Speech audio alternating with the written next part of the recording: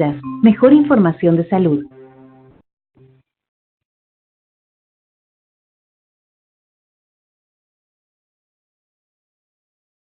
Hola, buenos días o buenas tardes para todos. ¿Pueden escucharme sin problemas?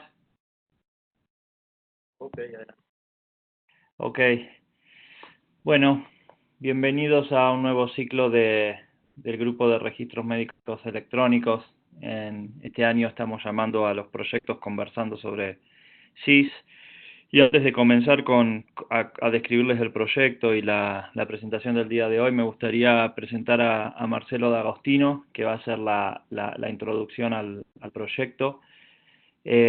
Marcelo hace muchos años que viene impulsando los sistemas de información en la OPS, así que es un placer tenerlo hoy participando de esta presentación y un honor de que haga la presentación inicial. Así que Marcelo, si podés presentar el proyecto, te escuchamos. Sí, muchas gracias. Damián, buenos días, colegas. Aquí los saludo desde Washington. Hoy me toca el placer de representar al departamento nuevo que tenemos en OPS de Evidencia e Inteligencia de Acciones en Salud.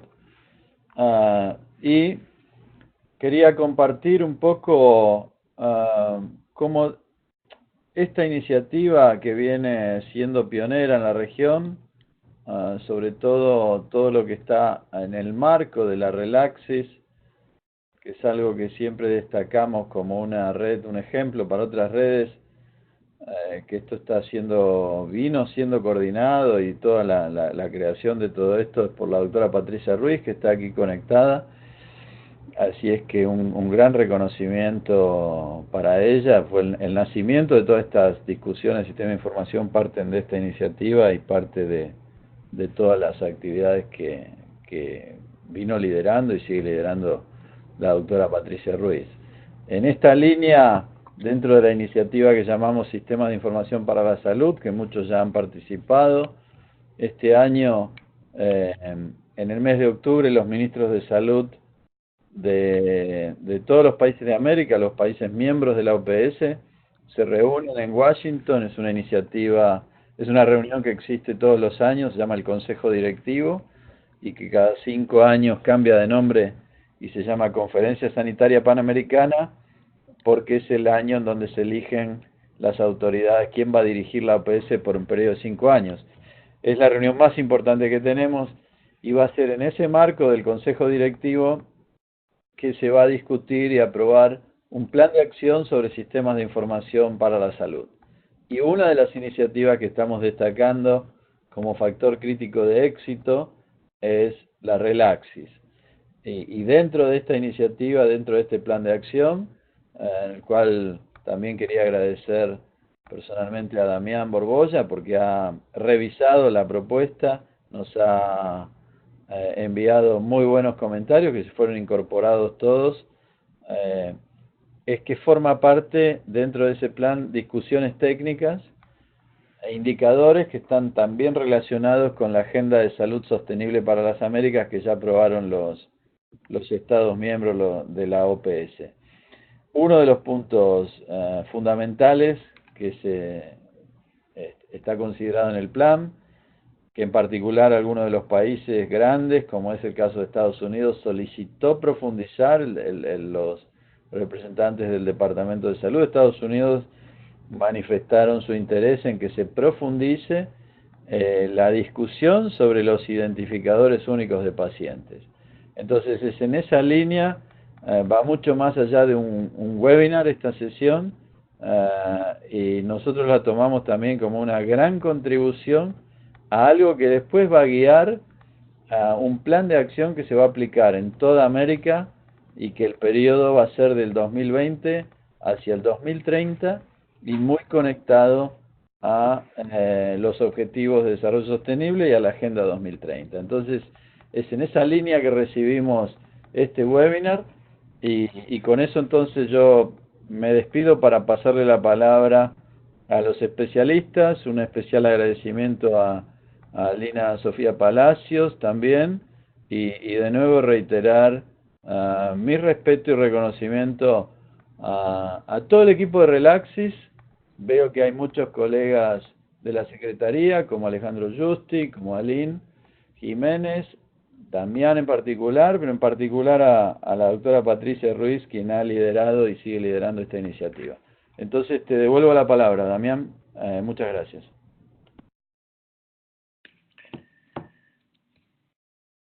Hola, hola. Bueno, muchas gracias, Marcelo, por la introducción, por las palabras. No había visto que estaba Patricia, pero sí me sumo al agradecimiento y al reconocimiento por el liderazgo en lo que fue la Relaxis. Comenzamos con estos proyectos, específicamente con el grupo de registros médicos electrónicos hace 4 o 5 años, y Patricia y Alejandro también, Alejandro Giusti, que también están en la sala, fueron claves para poder comenzar, y hoy tenemos, en cada proyecto que iniciamos, siempre tenemos más de 100 personas interesadas. Todos los años vamos rompiendo la barrera de números de participantes que están interesados en participar. Así que estamos muy contentos por ellos, y bueno, agradecerle a todo el grupo de OPS y Relaxis en particular. Entonces quería comentarles cómo vamos a trabajar en esta serie de webinars. El tema, en realidad, es un tema que venimos ya trabajando desde el año pasado. Con Sofía realizamos una revisión de la literatura, y se escribió un reporte, y la idea es utilizar esa revisión para hacer esta presentación, como para iniciar la discusión, y después vamos a presentar algunos proyectos de la región en otros webinars, pero en el tema de hoy que vamos a tratar es sobre la revisión de la literatura y qué dice la evidencia con respecto al uso de los identificadores de pacientes, que como sabemos es fundamental cuando estamos trabajando con registros médicos electrónicos. Entonces, ya estamos por comenzar, pero quería comentarles que la presentación de hoy, si bien fue un trabajo que hicimos con Sofía y Diana Molina, que trabaja con Sofía en México, la presentación la vamos a dividir. Yo voy a presentar la primera parte, y Sofía y Diana van a hacer la presentación de la segunda parte. Sofía viene trabajando hace muchos años con el grupo de la Relaxis, y en el año 2017 nos propusieron hacer esta revisión sobre el tema, y hoy queremos compartirla con todos y empezar a iniciar la discusión sobre este tema, que es fundamental, y nos parece que es importante describir qué es lo que dice la literatura con respecto a este tema. Entonces, si les parece, comenzamos con la presentación de hoy. Algunos aspectos logísticos antes de comenzar. Como tenemos muchos participantes en la sala, vamos a dejar los micrófonos silenciados, así que solo las personas que estén hablando pueden, no se generan interrupciones y no hay problemas con el audio. Lo que les pido es que si pueden, o si tienen alguna pregunta, que la hagan por el sistema de chat de la plataforma esta Webex, y yo las voy a ir anotando, y al final podemos discutir si tenemos tiempo. Vamos a tratar de mantener la presentación y la discusión en 1 hora, por respeto a los participantes, pero tenemos un canal de LinkedIn, una plataforma virtual en donde podemos continuar las discusiones o las preguntas si no llegamos a contestar todas las preguntas que se van generando en forma sincrónica. Así que, si les parece, comenzamos con la presentación. Creo que no hay ningún inconveniente con el audio. Entonces, como les comentaba, les decía que vamos a presentar esta introducción a la implementación de identificador único de pacientes. Perdón, Damián. Sí. Sí, queremos ver si está el audio correcto de Diana, que va a empezar con la presentación. Diana Molina Vélez, la colega de Lina Sofía. Hola, ¿me escuchan? Ah, y está un poquito bajito. A ver si podemos hablar más cerca del micrófono. ¿Me escuchan mejor? Ahí, un poquito mejor, sí. Perfecto. Bien, bueno, empezamos con vos entonces, Diana. Perfecto. Bueno, como bien les comentaba Damián, hemos trabajado esto de más o menos el año pasado. Ya conformamos un documento un poco más extenso. Comentan que no se escucha. ¿Me escuchan mejor? Sí, perfecto.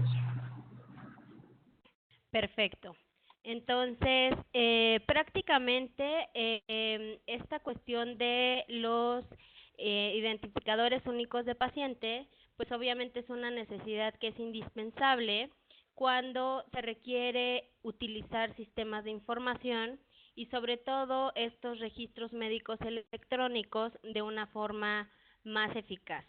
Esto también ayuda mucho para que no haya duplicidad en la información o incluso haya unos registros que sean erróneos. Obviamente este tipo de problemáticas impide mucho que la calidad de la atención médica, pero también la calidad de la propia información que existe, sobre todo en este ámbito de salud, en donde es necesario identificar que una sola persona es la misma de acuerdo a determinadas características, ya sean demográficas, incluso personales, y este identificador único lo que nos ayuda, no se puede escuchar, me comentan, déjenme ver si puedo subirle el volumen No, al mira, micrófono. vos seguí tranquila porque seguramente es un problema de ese usuario. Así que vos seguí cualquier cosita, yo te aviso. Perfecto, muchas gracias. Bueno, entonces les comentaba que justamente estas problemáticas con información duplicada y con los registros que muchas veces tienen errores, impiden que pueda haber un buen flujo en el intercambio de información en salud y también en su coordinación.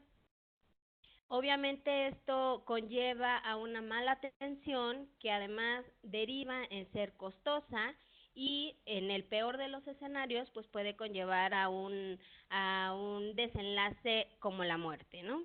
Entonces, eh, la identificación de pacientes en algunos de los países de la región ya se ha estado afinando, se han comenzado ya trabajos e incluso se han asignado determinados identificadores como un número de seguridad social o un número de identificación nacional. Eso ha ayudado justamente para poder identificar que se trate del mismo paciente y eso nos ayuda para poder hacer una trazabilidad del mismo. En el caso de México esto todavía no se ha logrado, se ha intentado hacer con la clave única de registro de población, pero ha resultado que se han encontrado claves duplicadas. Entonces, esto es lo más cercano que nosotros en este momento pudiéramos tener para un número de identificación nacional. Entonces, por eso es la importancia de poder lograr justamente el tener un identificador único de pacientes, y eso no solamente para poder identificar a las personas dentro de un país, sino también dentro de una misma institución. En nuestro caso, por ejemplo, se divide la atención de la salud en diferentes esquemas o instituciones. Por un lado tenemos el Instituto Mexicano del Seguro Social, por otro lado tenemos el Instituto de Seguridad Social para los Trabajadores del Estado y entre otros, e incluso uno que ha tomado mucha importancia en los últimos años es el Seguro Popular, que es por parte de Secretaría de Salud Federal. Entonces, esto estos identificadores obviamente nos ayudan para identificar o nos pueden ayudar para identificar a las personas dentro de cada una de las instituciones, pero también para lograr una trazabilidad entre estas instituciones. Es decir, que teniendo unos buenos identificadores únicos podemos hablar de que una persona pueda tener IMSS, que es el Instituto Mexicano del Seguro Social, o incluso pueda también estar dada de alta en lo del Seguro Popular. Entonces ya identificamos que no hay dos personas, sino que se trata de la misma persona. Entonces esto obviamente es un tema clave para un proyecto a nivel nacional, justamente para poder tener todo este proceso establecido y poder identificar de manera correcta a qué población se tiene cubierta hasta el momento y cuál es aquella que hace falta todavía de cubrirse, ¿no? Entonces, de alguna manera, también esto nos ayuda a identificar los desenlaces en salud que tienen los pacientes. Podemos también estudiar la efectividad de los diferentes patrones de atención y también investigar los resultados a largo plazo de determinadas intervenciones, obviamente propuestas a través de estudios de investigación clínica. Y de alguna manera, esto también nos ayuda a optimizar el sistema de atención médica. Es decir, que si tenemos un paciente que está duplicado en instituciones, podemos identificar justamente en qué punto él está migrando hacia otra institución para recibir la atención que de entrada pudiera estar recibiendo de la primera institución. Entonces, obviamente los identificadores de pacientes se vuelven algo vital para poder lograr un buen funcionamiento en los sistemas de información y también para garantizar una mejor atención médica. ¿Me podrían pasar la siguiente? Gracias. Entonces, a grandes rasgos, el identificador único de pacientes es el código asignado a una persona que permite la identificación, obviamente para fines médicos, para la atención médica. Es una necesidad indispensable, como les comentaba, tanto para los sistemas de información en salud como para esta parte de registros electrónicos. Y cuando llegamos nosotros a pensar en cómo es la identificación de pacientes en un país, pues obviamente también hablamos de desarrollar un índice maestro de pacientes que pueda integrar varios identificadores únicos de pacientes de las diferentes instituciones. Como les comentaba, en el caso de México son varias instituciones las que brindan atención médica y esto nos ayudaría mucho justamente para poder, como ya les había comentado, lograr esta trazabilidad de los pacientes. Y un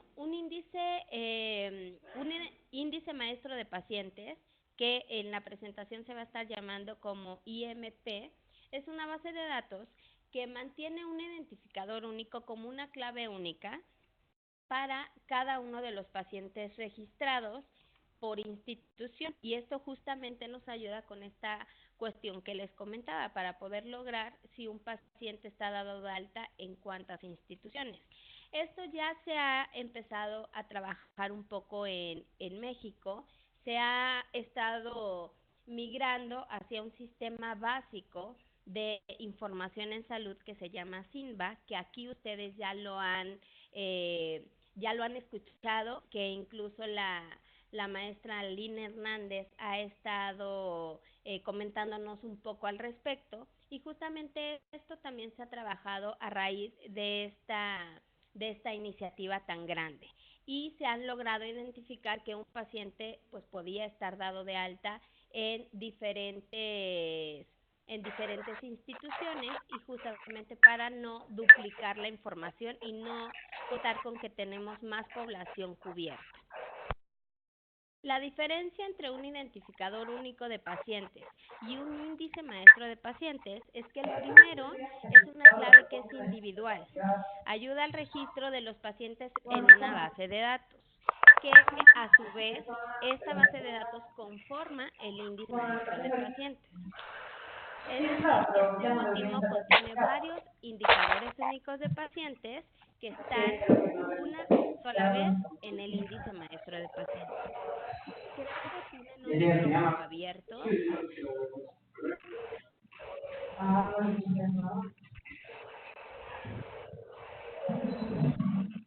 Bueno, entonces ya tomamos los siguientes documentos.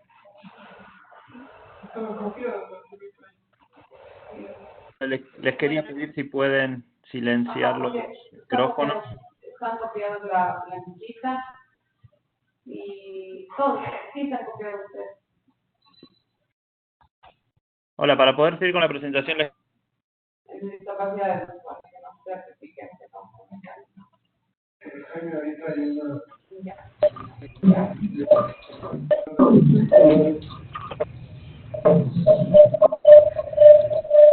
¿Están abiertos para poder continuar?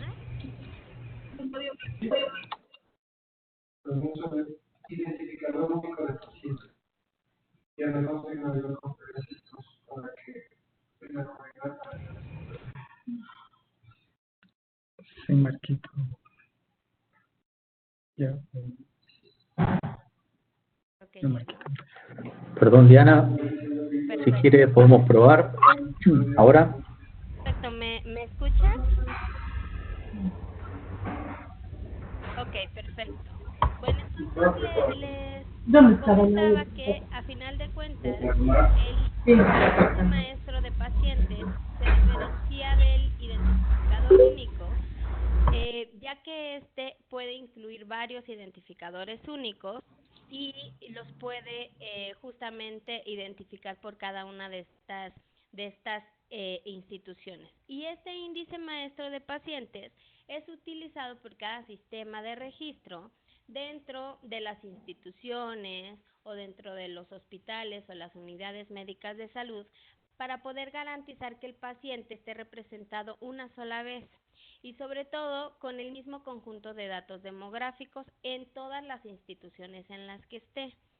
Esto, como les comentaba, pues sí nos ayuda para identificar cuáles de ellos están duplicados y en realidad estamos considerando que tenemos cubiertos 2 pacientes cuando en realidad es 1, ¿no?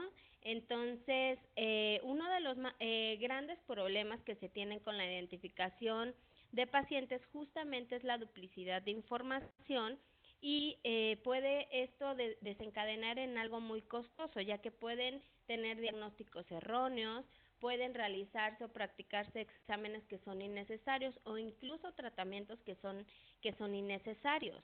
Y todo esto dificulta, pues obviamente, la capacidad de mejorar en la atención del paciente y eleva muchísimo los costos médicos, ¿no? Entonces, todos estos problemas, pues, impiden el poder mejorar en la calidad de la atención médica y, por ende, en la propia información para lograr un mejor intercambio de la misma y poder tener una mejor coordinación, ¿no? Entonces, ¿me podrían pasar la siguiente diapositiva, por favor? Ahora, ¿cuáles son los beneficios justamente de un identificador único de pacientes? Pues justamente, como les comentaba, el reducir errores, el mejorar la interoperabilidad entre los diferentes sistemas que existen, por ejemplo, en las diferentes instituciones en México, y también el poder reducir el costo de integrar los registros médicos electrónicos. También previene mucho esta parte de la violación a la privacidad porque garantiza una parte de seguridad de la información y también optimiza la eficiencia administrativa. Por ende, mejora, como les comentaba, la atención del propio paciente y reduce los costos y aumenta la oportunidad de lograr una mejor investigación médica. ¿Podrían darme la siguiente, por favor?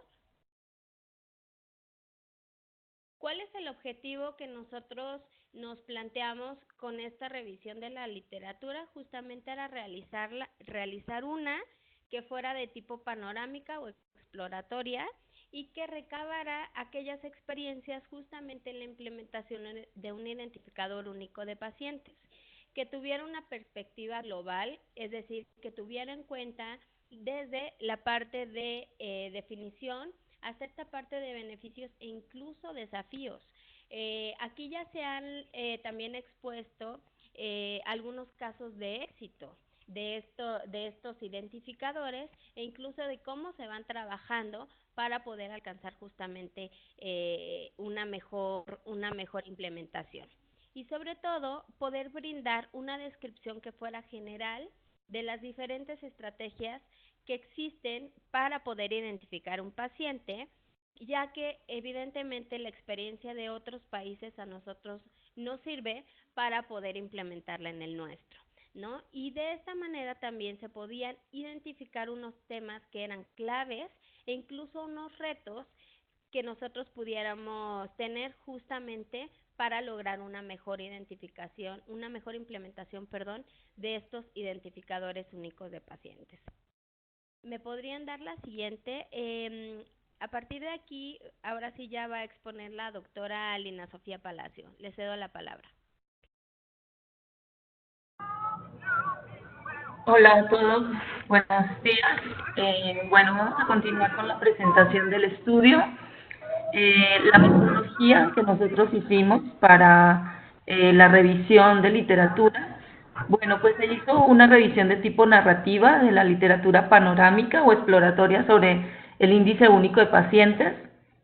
Se realizaron varias búsquedas en las bases de datos bibliográficas de PubMed, de Lilac, de Scopus, y de todos ellos se sacaron varios artículos que pueden ver en el diagrama de a un lado. Se utilizó el descriptor de MESH, donde se utilizó el índice único de pacientes, y ahora les vamos a dar pues también como todo el algoritmo que se utilizó. Y de toda la selección de documentos, limpieza, excluir los duplicados, seleccionar por título, por abstract, nos quedamos alrededor de 47 documentos que nos ayudaban mucho en lo que principalmente nuestro objetivo estaba buscando. Se completó también con la lectura de los artículos y se rastreó algunas de las bibliografías que ellos tenían referenciados y se escogieron pues los mejores artículos para dar respuesta. La estrategia de búsqueda para cada base de datos se desarrolló iterativamente con la calibración y las búsquedas, la fecha, el periodo fue abierto desde el 70 hasta el 2017. La siguiente, por favor. Hicimos una extracción de los datos de los diferentes documentos. La información para generar la revisión fue extraída de las fuentes identificadas. En cada fuente de información fue revisada por dos revisores, uno primario que extrajo todos los detalles que andábamos buscando y un segundo revisor que validó el contenido. El orden de la revisión de los artículos fue aleatorio y los datos fueron extraídos en una hoja de Excel compartida en Google Drive, donde los dos revisores teníamos acceso, y a medida que íbamos revisando, pues también íbamos ampliando el número de conceptos que íbamos integrando a la búsqueda o al documento como tal para poderlo consolidar. Y aquí abajo, digamos, está como el algoritmo completo de los términos MESH que nosotros colocamos en cada una de las diferentes fuentes. La siguiente, por favor. Bueno, como resultados encontramos en la revisión que hicimos de literatura varias dimensiones. Primero, la importancia y beneficios del indicador único de pacientes. Segundo, los componentes requeridos de un índice maestro de pacientes y las estrategias para su implementación. Tercero, revisamos la arquitectura para hacer esto. 4, las estrategias de identificación o los diferentes identificadores que se usan en la revisión literaria. 5, cómo conformar este índice de maestro de pacientes. Y 6, toda la parte de privacidad, confidencialidad y seguridad. Así que esto van a ser como las dimensiones en las que vamos a organizar los resultados. La siguiente, por favor. Bueno, la importancia y beneficios de la identificación de los pacientes. Primero que todo, pues que haya una identificación única del paciente. Un solo número, una sola persona, unos solos datos demográficos y de atención para ella, para ese paciente, y que sea única. Segundo, que haya un registro de información sobre la atención del paciente y que todo se esté ligando a esa identificación única. Que también haya información sobre los procesos administrativos de las instituciones. Esto tiene que ver con los procedimientos que se le hace al paciente, los costos, la parte de cobro, etc. También que haya una vinculación de registros de las diferentes fuentes de información, es decir, si pasa por urgencias, si luego es llevado a hospitalización, si luego pasa al laboratorio, y que todos estos sistemas estén vinculados. También hablamos de la seguridad del paciente y de la eficiencia y reducción de los costos. La identificación única puede permitir eliminar, digamos, laboratorios que se pierden, conservar toda la información en el mismo lugar y hacer más eficiente el expediente clínico. Y por último, pues generar informes de iniciativas basadas en la población, esto con el fin de ayudar a tomar decisiones sobre los protocolos, los tratamientos, las intervenciones y la misma forma de cómo opera el sistema de salud. La siguiente, por favor. Vimos los componentes requeridos de un identificador único de pacientes. Lo primero es que haya una identificación interna del paciente. Generalmente las instituciones tienen un número de expediente clínico, un número de seguridad social, algún número interno dentro de la institución. Pero segundo, que haya un identificador universal del paciente que me permita cruzar información con otras instituciones y que ese identificador pudiera llegar a ser de nivel nacional y a nivel de país.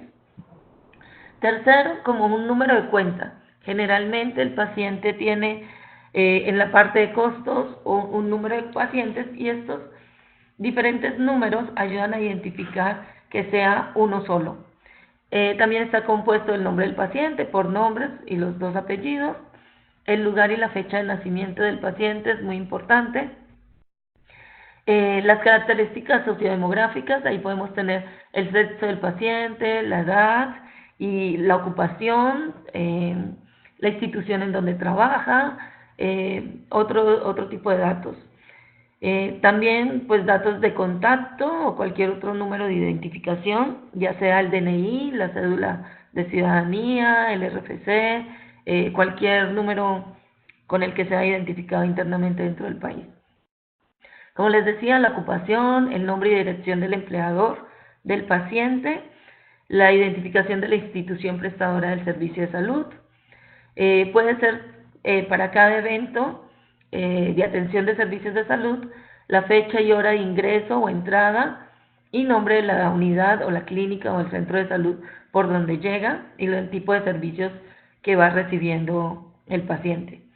La fecha de alta o egreso para hospitalizaciones, los diferentes tipos de servicios que puede utilizar el paciente, ya sea hospitalización, urgencia, cirugía, etcétera.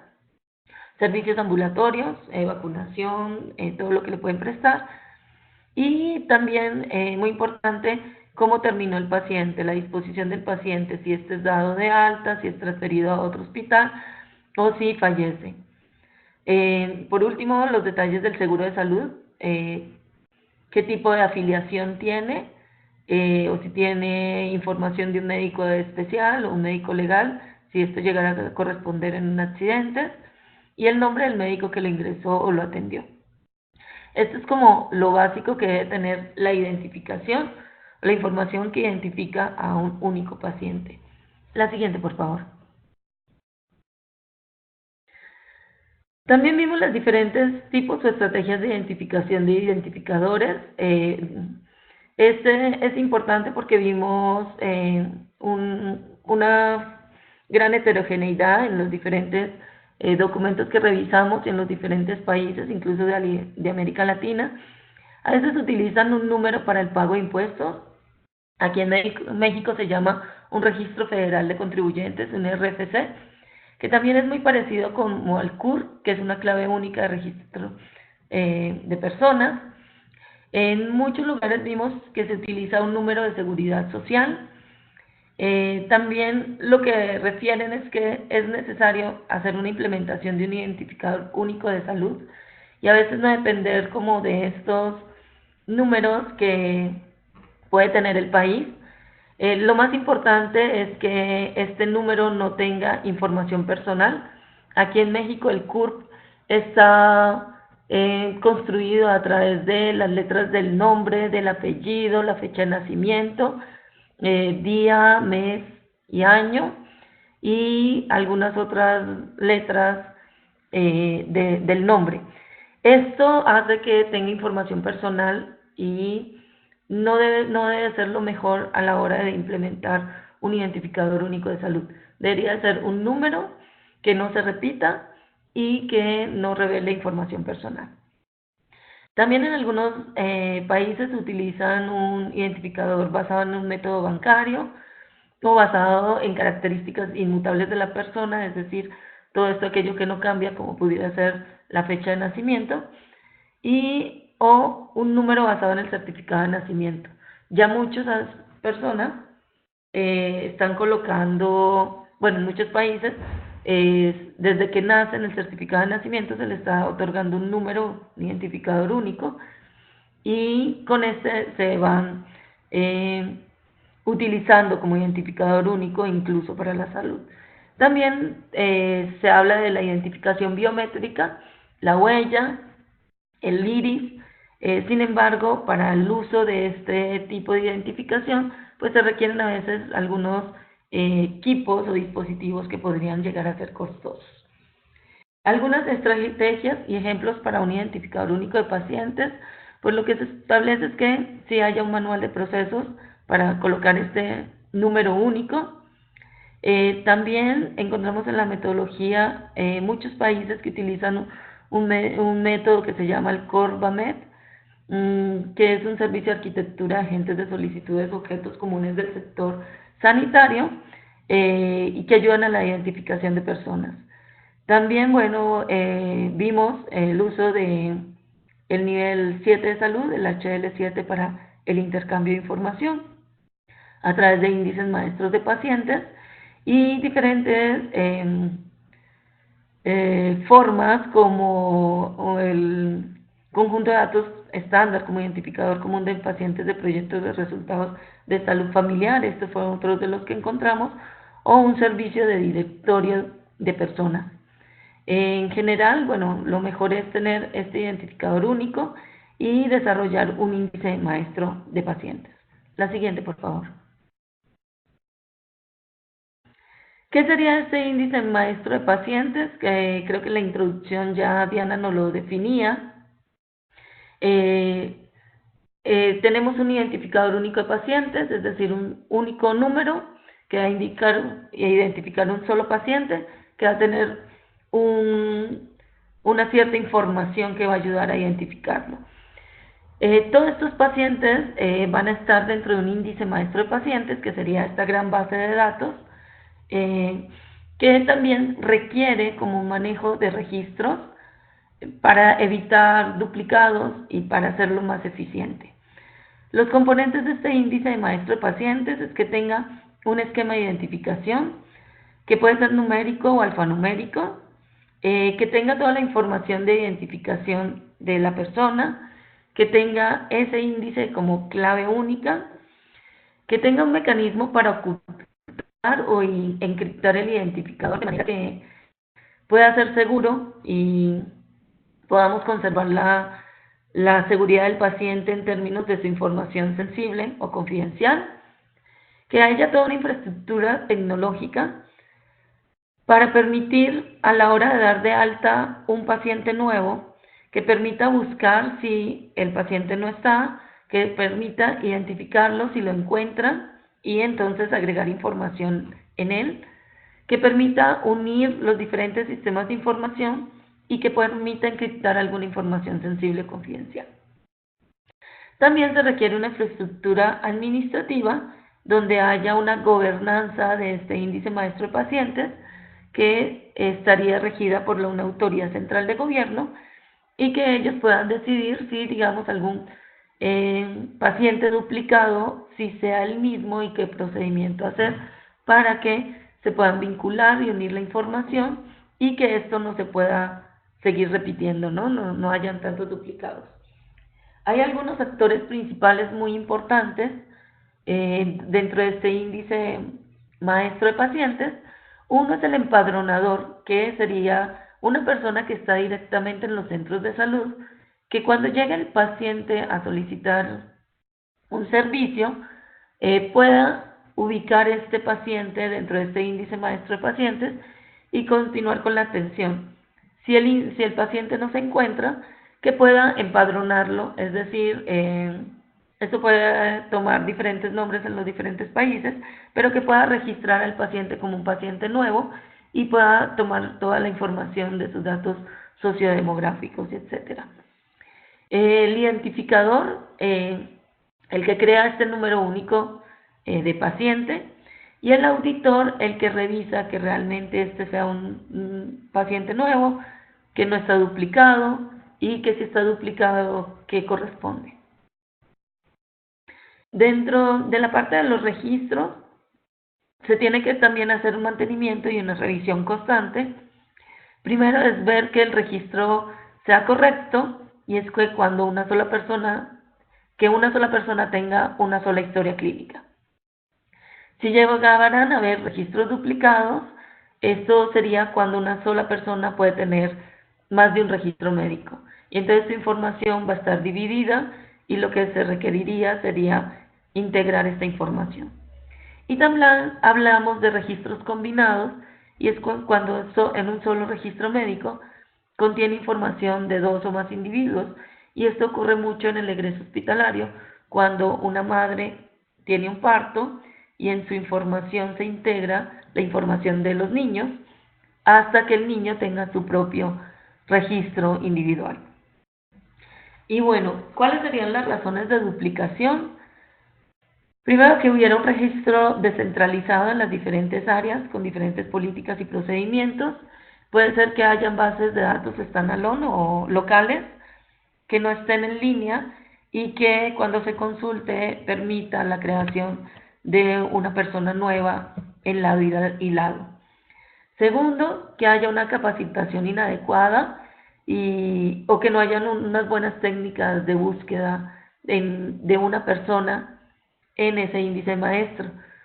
Pudiera ser que una persona tenga el nombre escrito diferente, o que hubiera algún problema a la hora de la captura en la forma como escribieron el nombre.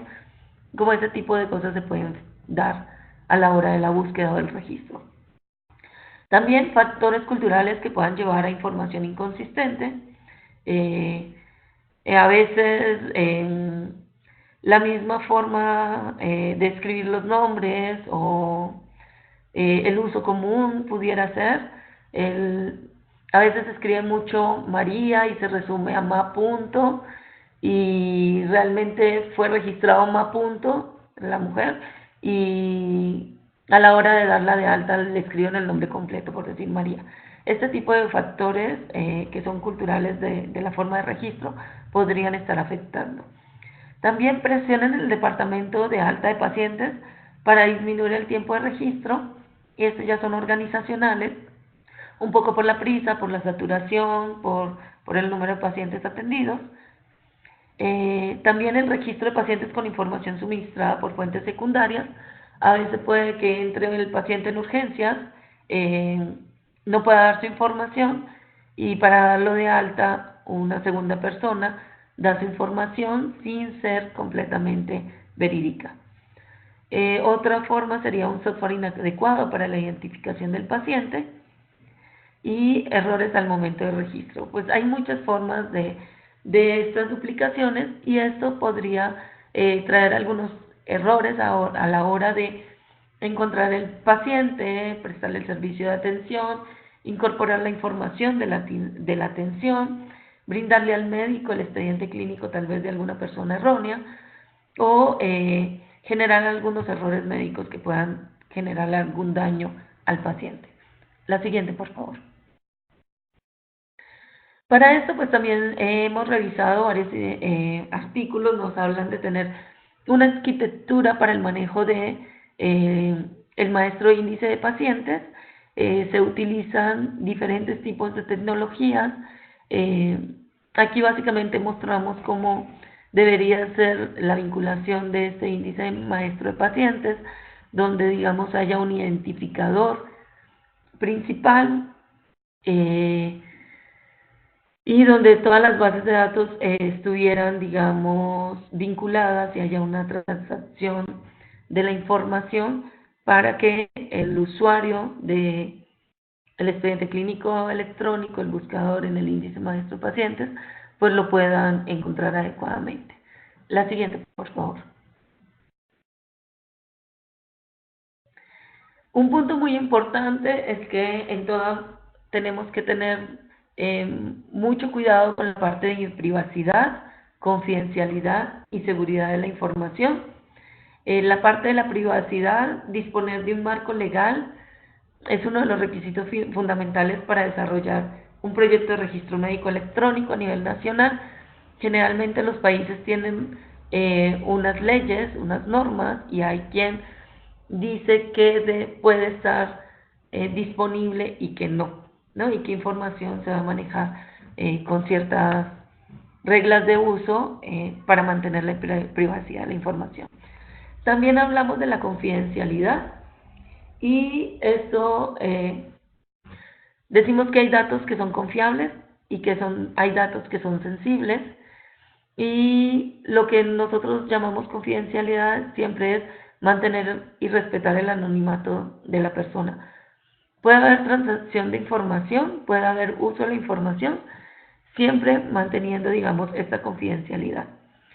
Y por último, también hablamos de la seguridad de la información, y en este sentido, pues también hay unas leyes, hay unas formas en que las instituciones deben resguardar esta información con plena seguridad en la parte tecnológica y en la parte de protocolos de uso de información, que son regulados en los países por algunas leyes. En Estados Unidos está la Ley de Responsabilidad y Portabilidad del Seguro de Salud, IPA, conocida así por sus reglas. Aquí en México pues tenemos, digamos, la ley del INEGI, de, ¿cómo es que se llama? Transparencia de la información, básicamente. La siguiente, por favor. Y bueno, ya para concluir este tema de la identificación única de pacientes, pues es un tema muy importante, un tema que debe ser tratado con mucho cuidado ahora que estamos trabajando los registros electrónicos médicos, los registros electrónicos de salud, el expediente clínico electrónico. Es muy importante la correcta identificación de los pacientes a nivel nacional y a nivel instituciones. Si bien las instituciones lo tienen, digamos, de una forma más o menos clara, es muy importante trabajar con un identificador único de paciente a nivel nacional para poder luego trabajar en proyectos de portabilidad de su expediente clínico del paciente de una institución a otra. También el uso de identificadores únicos es necesario para garantizar la seguridad de los pacientes, tener estadísticas confiables y el cuidado de las organizaciones de salud. Si tenemos claridad en el número de pacientes que tenemos los eventos que ocurren, tenemos mejores estadísticas. Hay países que tenemos alguna información que todavía era como paloteo, como consolidada en un número y no necesariamente de forma nominal, es decir, el registro por cada paciente. El registro por cada paciente, pues también podemos tener duplicados, pero por eso el identificador único nos ayuda a que haya un solo registro por cada paciente. También que haya, una correcta identificación de los pacientes desde el punto de vista de seguridad, ayuda a que toda la información del paciente esté en el expediente clínico, a que el médico pueda dar una mejor atención, sea un poco más rápida, sea con mayor calidad, y se evite toda la parte de eventos adversos a la hora de una incorrecta identificación de un paciente, de tener un expediente clínico erróneo. Dentro de algunas de las limitaciones de la revisión que podemos mencionar fue no contar con datos, digamos, cuantitativos de cuántos países lo tienen, si el país lo tiene, con qué cobertura, si tiene una buena cobertura, cuántos registros tiene. Digamos que todo esto todavía no se da o no se encuentra de una forma objetiva en los artículos publicados, ¿no? Las conclusiones son más bien un poco de carácter cualitativo. Sin embargo, sí hay gran cantidad de información que permite identificar tener una buena identificación única del paciente permite tener mejores registros médicos electrónicos y que esto nos ayuda a la reducción de costos de la atención del paciente, a disminuir errores médicos y a disminuir muchos gastos adicionales. Los desafíos técnicos son varios, desde el manejo de los índices maestros de pacientes, que no es fácil, dado que ya es una gran base de datos, que construirla requiere una gran inversión, y administrarla también, el editar duplicados o el luego ir integrando estos duplicados. La literatura genera información de que puede llegar a tener unos altos costos, principalmente esto es evidenciado en países como Estados Unidos. Para poder contar con una correcta identificación de pacientes, no alcanza con seleccionar un solo identificador. Es necesario instaurar procesos con un esquema de identificación para que todo llegue a funcionar. Y si bien la literatura no es muy extensa, vieron cómo se fue reduciendo la revisión y los artículos con los que quedamos, encontramos una serie de estudios y recomendaciones que sí nos permitieron sugerir soluciones a las instituciones que se encuentran en vías de implementar esta estrategia. Digamos que esto se pueda convertir como un manual para los países de cuáles son las experiencias que hay actualmente y cuáles son las sugerencias para la creación de este identificador único de pacientes, el índice maestro de pacientes, y que debe tener en cuenta en cuanto a privacidad, confidencialidad y seguridad para que funcione de una manera adecuada. Creo que con esto terminamos.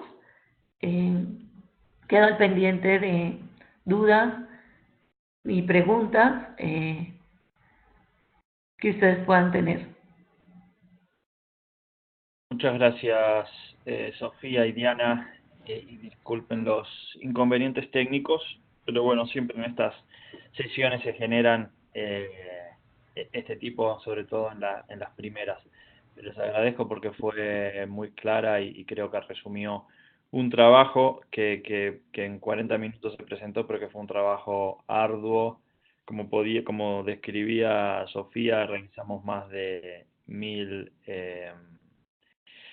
títulos de trabajos que encontramos en la literatura, y bueno, y creo que cómo se organizaron los resultados puede ayudar a los países o a las organizaciones que estén discutiendo proyectos de este tipo. Tenemos algunas preguntas del auditorio que, si te parece bien, Sofía, si tenés unos minutos podemos responderlas ahora. Y Diana, y también les quería comentar o pedir que también se sumen el próximo jueves de esta semana, donde vamos a presentar la experiencia de una red de intercambio de información que funciona acá en el estado de Utah, que es donde vivo actualmente, que me parece que es muy interesante porque también me parece que pueden tomar algunas ideas de cómo organizar el intercambio de información y sobre todo la importancia que tiene el identificador de pacientes para poder intercambiar información de forma segura y de forma eficiente, y que la información de los pacientes se encuentre en cada institución donde se van a atender, que creo que ese tiene que ser el mensaje de este proyecto: contar con la información disponible para los profesionales de la salud y para los pacientes también, pero que esté disponible en cada contacto que tienen los pacientes con el sistema de salud. Yo fui anotando acá algunas de las preguntas que fueron haciendo en el auditorio. ¿Te parece, Sofía? Vamos respondiendo a la primera, que preguntaban si los pacientes pueden tener acceso a su propia información médica. ¿Quieres vos hacer un comentario? Yo puedo hacer un comentario también. Pero... Ok, perfecto. Sí debería de tener acceso a su información médica. Cada país veo que tiene diferentes formas de facilitarlo. Hay algunos países que le dan el resumen de la historia clínica, por decir como Colombia. México, el expediente es de la institución y si el paciente quiere su información debe pedirla a través del IFAI y le dan un resumen de lo necesario para ir a otra institución. Sé que hay países como España que te da copia en USB de todo tu expediente clínico electrónico. Por regla, creo que hay un debate entre si el expediente clínico es del paciente o debería de ser de la institución. Algunos dicen que debe ser del paciente y debe tener portabilidad y llevarlo con el médico que quiera que lo atienda. Otros piensan que es de la institución porque hay mucha información del procedimiento médico que atañe a la institución y a los médicos que lo están atendiendo más que al paciente.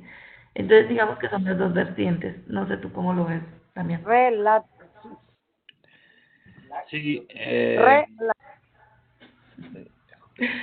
es justo un problema con el audio. Pero sí, me parece perfecta y la definición de quiénes pueden acceder a la información.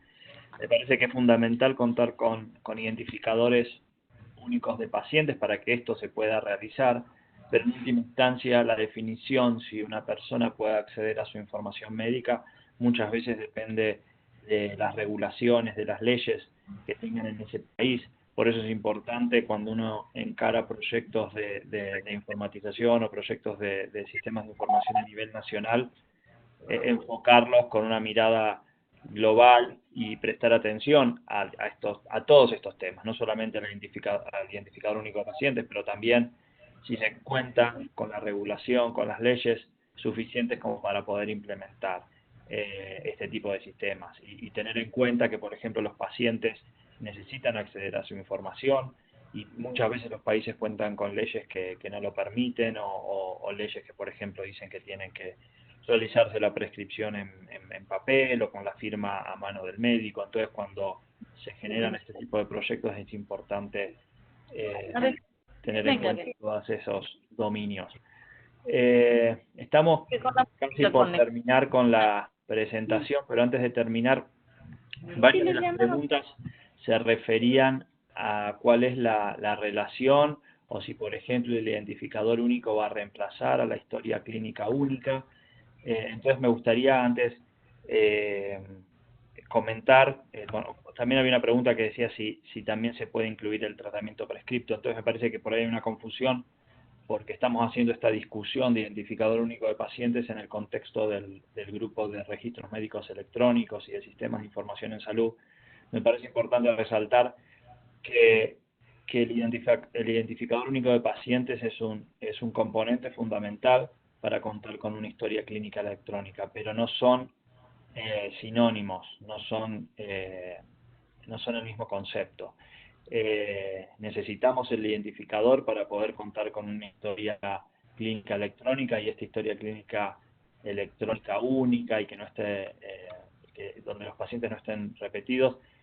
Se necesita, por ejemplo, para poder registrar y para contener el tratamiento y toda la historia clínica, la historia longitudinal de los pacientes y que no haya duplicación de esos pacientes en el sistema de información, para poder tener registros que sean confiables, para que esos registros nos permitan generar políticas de salud que sean confiables, porque tenemos datos que realmente pueden ser utilizados y que van a generar estadísticas que nos permitan tomar decisiones. Ese es un poco el contexto de por qué estamos armando este proyecto de identificador único de pacientes. Y hay otras preguntas que fueron registrando en el chat. Lo que les propongo hacer es, yo voy a ir revisándolas, algunas yo las tengo transcritas a un documento, pero tenemos este canal de comunicación que es LinkedIn, en el cual podemos ir volcando las preguntas y podemos seguir discutiendo, y estoy seguro que Lina, Sofía y Diana no van a tener problema también en participar en esa discusión virtual, si les parece. Pero como estamos ya sobre la hora,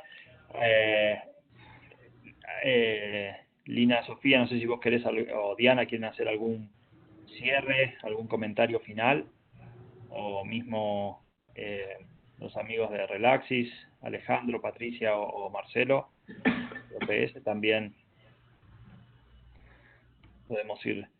No, Damián, pues muchas gracias.